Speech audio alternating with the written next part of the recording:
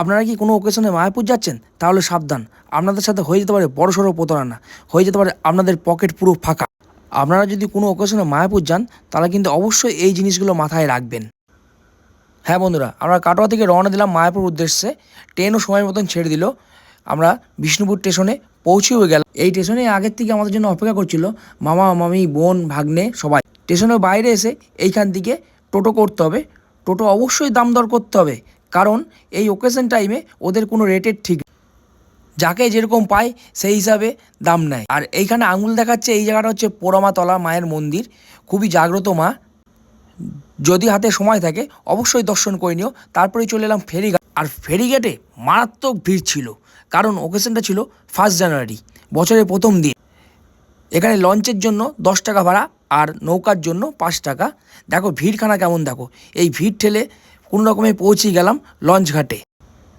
আর আমাদের লঞ্চ ঘাটে যেতে গিয়ে পুরো হিমশিম খেতে হয়েছে, কারণ মা ছিল সঙ্গে, মা অসুস্থ, মা ঠিকমতো হাঁটতে পারে না, তাই ধরে ধরে কোনো রকমে নিয়ে গেলাম। আর এদিকে পিছন থেকে সবাই হাই করছে।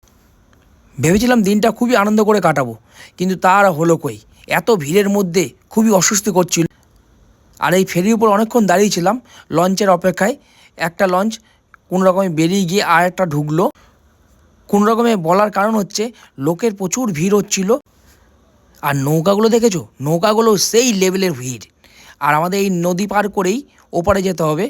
আর ওপারে ওই দেখো মায়াপুর ইস্কন মন্দির দেখা যাচ্ছে। হ্যাঁ বন্ধুরা, আমাদের ওপারেই যেতে হবে। আর ওপারেই হচ্ছে মায়াপুর ইস্কন মন্দির। আর ওইখানে গিয়ে টোটো করে তারপরে ইস্কন মন্দিরে যেতে হবে। আর ওইখানে গিয়েও সেই একই অবস্থা, চারিদিকে শুধু ভিড় আর ভিড়। আর এই দেখো এখানে গঙ্গা আর এই নদীর আমি ঠিক নাম বলতে পারবো না, দুটো মিলনস্থল। তোমরা হয়তো জল দেখে বুঝতে পারছো, ঘোলা আর সবুজ জল। আর এ দেখো লঞ্চ ঘাটে লঞ্চ পৌঁছেই গেল। তারপরেই আমরা সবাই মিলে লঞ্চ থেকে নেমে হাঁটা দিলাম আবার টোটো ধরার উদ্দেশ্যে। এত ঘাটে পৌঁছেই গেছি। ঘাট থেকে খানিকক্ষণ বেরিয়ে এসেই একটুখানি বেরিয়ে আসতে হবে, তারপরে এখানে টোটো। আর টোটো এখানেও সেই একই অবস্থা, যার কাছে যেমন পাচ্ছে পয়সা নিচ্ছে। আপনি যদি একটু দাম দর না করেন তাহলেই আপনি ফেঁসে গেলেন, আপনার পুরো পকেট শূন্য করে দেবে।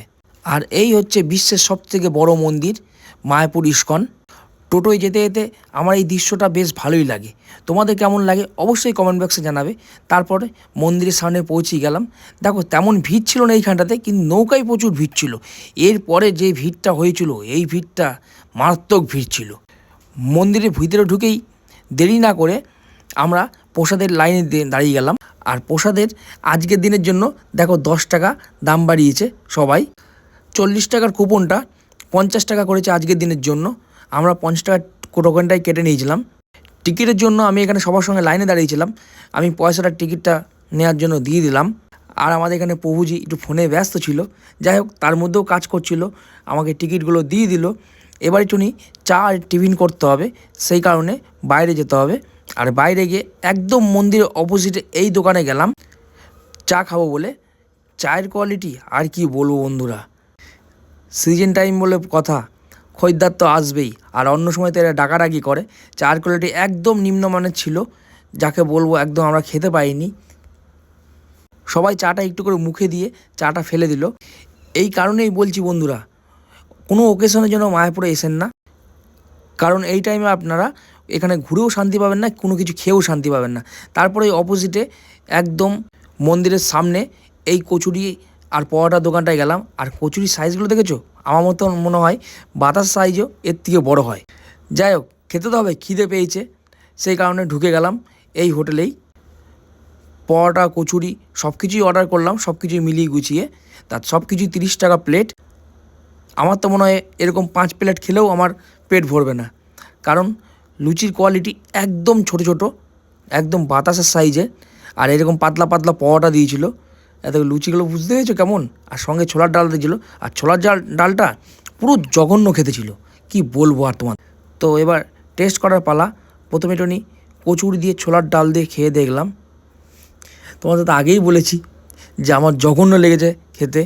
তারপরে পরোটাটা খেলাম, পরোটাটাও সে একই দশা, একদম ফালতু যাকে বলে। তোমরা অবশ্যই মায়াপুর কোনো ওকেশন এলে সঙ্গে করে খাবার নিয়ে এসো, টিফিনটা অন্তত নিয়ে এসো। তারপরেই আবার মন্দিরের ভিতরে চলে গেলাম সবাই মিলে। আর তার আগে এখানে তিলক কাটালাম, কেন প্রভুর কাছে এসেছি আর তিলক না কাটালে হয়, তাই সবাই মিলে এখানে তিলক কাটিয়ে নিলাম। আর তিলক কেটে দেওয়ার জন্য এরা সবাই বাইরে দাঁড়িয়ে থাকে, অনেক কজন আছে এরা, অবশ্য কিছু পয়সার বিনিময়ে এটা তিলক কেটে দেয়। যাই হোক, তিলকটা কাটলাম, খুব ভালো লাগলো তিলক কেটে। তারপরেই চলে গেলাম হচ্ছে মন্দিরের ভিতরে। আর নতুন মন্দিরটাই সামনে একবারে তৈরি হচ্ছিল। আর মন্দিরে ঢোকার সময় এরকম ডান পাশে অনেক দোকান আছে, যেই দোকানগুলোতে আপনি অনেক কিছু সরঞ্জাম কিনতে পারবেন ঠাকুরের, যেমন ঠাকুরের সাজ সজ্জা, ধূপকাঠি, আরও অনেক কিছু। তোমরা না দেখলে তোমরা বুঝতে পারবে না। তারপরে মাঠে চলে গেলাম, মাঠে এই জায়গাটায় বসলাম আমরা সবাই মিলে। বাড়ির থেকে নিয়ে এসেছিলাম মুড়ি আর ছোলা দিয়ে, ছোলা মানে ছেচকি যাকে বলে। তো আমরা ওই দোকানে কিছুজন টিফিন করেছিলাম আর কিছুজন করিনি, তাই সবাই মিলে একসাথে বসে গেলাম মুড়ি দিয়ে ছোলা ছেচকি খাওয়ার জন্য। আর এই ছোলা ছেচকিটা বাড়ির থেকেই করে নিয়ে আসা হয়েছিল আমাদের। তারপরে দিদি, বোন, মামি, মা সবাই মিলে একসাথে খেতে বসে গেলাম। তারপর সবাই মিলে একটু ঘুরতে বেরোলাম। ঘুরতে বেরিয়ে এই দোকানটা দর্শন হলো। এই দোকানে ভগবদ্গীতা, ঠাকুরের ছবি টবি আরও অনেক কিছু বিক্রি হচ্ছিলো। আর এই মন্দিরটায় ভাবছিলাম ঢুকবো, কিন্তু ওরে বন্ধু, ভিড় দেখো শুধু একবার। আমার তো ভিড় দেখে অবস্থা খারাপ। যাই হোক, ওখান থেকে পালিয়ে এসেছি। পালিয়ে আসার পর এইদিকে এলাম।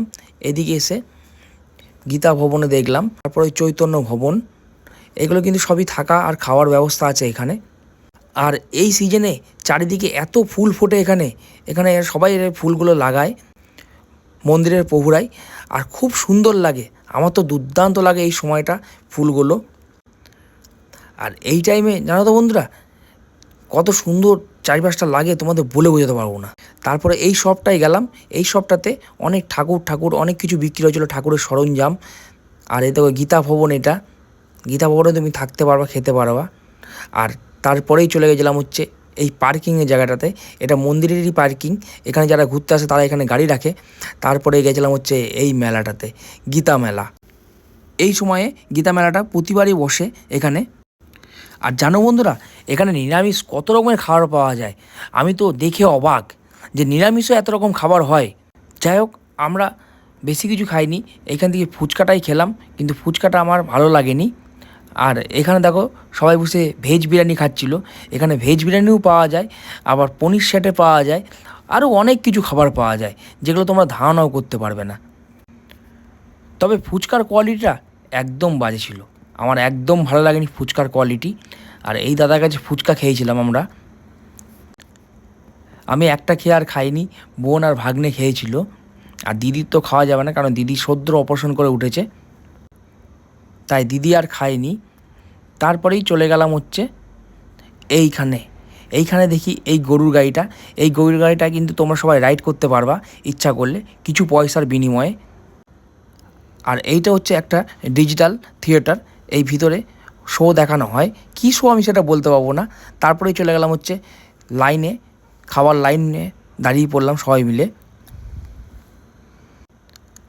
কারণ দেরি করলে হবে না, ভিড়টা প্রচুর। এখানে টোকেন দিয়ে চলে গেলাম। আর একসাথে এখানে হাজার হাজার লোক বসতে পারবে, তোমরা দেখে হয়তো বুঝতে পারছো আয়োজনটা, বিশাল আয়োজন এখানে।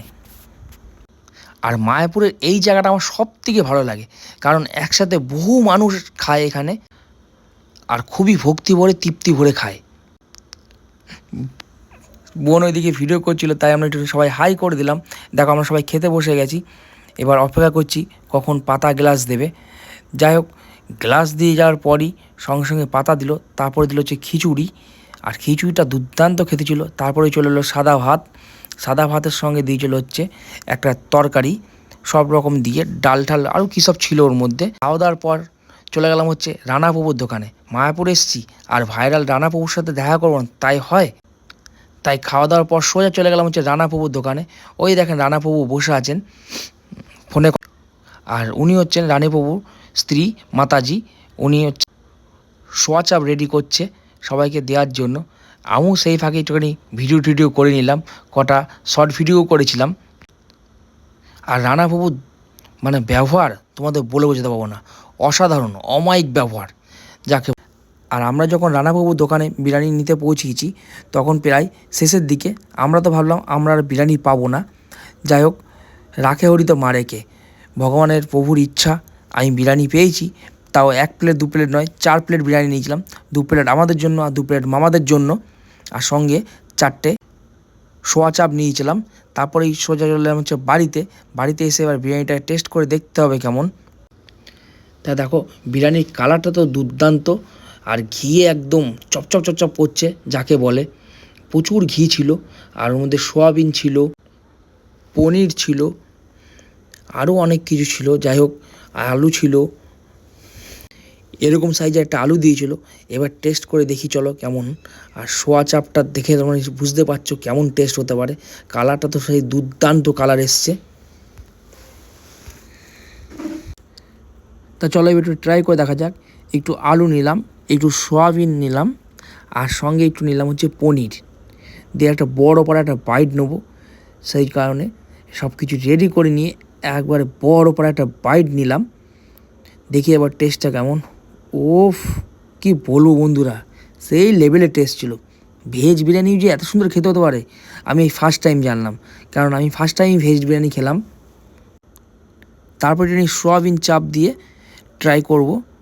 সোয়াবিন একটু কেটে নিয়ে একটু বিরিয়ানির সাথে নিয়ে ট্রাই করে দেখি কেমন লাগে। সঙ্গে একটু আলুও নিয়ে নিলাম। তারপরে এবার একটু বড় পাড়া একটা বাইট নেবো, একটু পনিরও নিয়েছিলাম। সব কিছু একবারে নিয়ে একটা বড় পাড়া একটা বাইট দেখি কেমন টেস্ট। ও বন্ধুরা, সোয়াবিন চাপটাও সেই লেভেলের খেতে। ওহ, কি বলবো, আমি তো থাকতে না পারে গোড়ারাই মুখে পড়ে দিলাম। আজকের মতন এইটুকুনি, ভালো লাগলে অবশ্যই সাবস্ক্রাইব বা